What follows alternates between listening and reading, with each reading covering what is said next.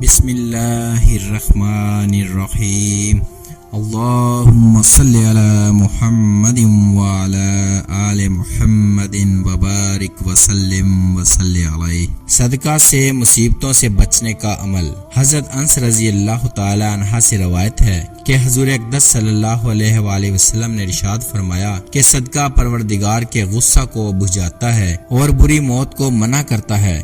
دنیا و آخرت کی مصیبتوں سے محفوظ رہنے کے لیے صدقہ کرنا بھی بڑا اکثیر ہے۔ حدیث شریف سے معلوم ہوا ہے کہ صدقہ اللہ پاک کے غصہ کو بجھاتا ہے، یعنی گناہوں کی وجہ سے جو دنیا و آخرت میں مصیبت اور بربادی لانے کے بندے نے سامان کر لیا تھا، صدقہ کرنے سے اس کی اس مصیبت سے حفاظت ہو جاتی ہے اور صدقہ گناہوں کا کفارہ بھی بن جاتا ہے، لہٰذا گناہ پر گرفت نہیں ہوتی اور اللہ پاک کی ناراضگی ختم ہو جاتی ہے۔ یہ جو فرمایا کہ صدقہ بری موت کو دفع کرتا ہے، اس کا مطلب یہ ہے کہ صدقہ کرنے والے مسلمان کی حالت موت کے وقت خراب نہیں ہوتی، یعنی اللہ تعالیٰ کے ذکر سے غفلت نہیں ہوتی اور منہ سے برے الفاظ نہیں نکلتے اور برے خاتمے سے حفاظت ہوتی ہے، لیکن صدقہ حلال مال سے ہونا ضروری ہے۔ دوزخ کے عذاب سے بچانے میں بھی صدقہ کو بڑا دخل ہے۔ ایک حدیث میں ارشاد ہے، دوزخ سے بچو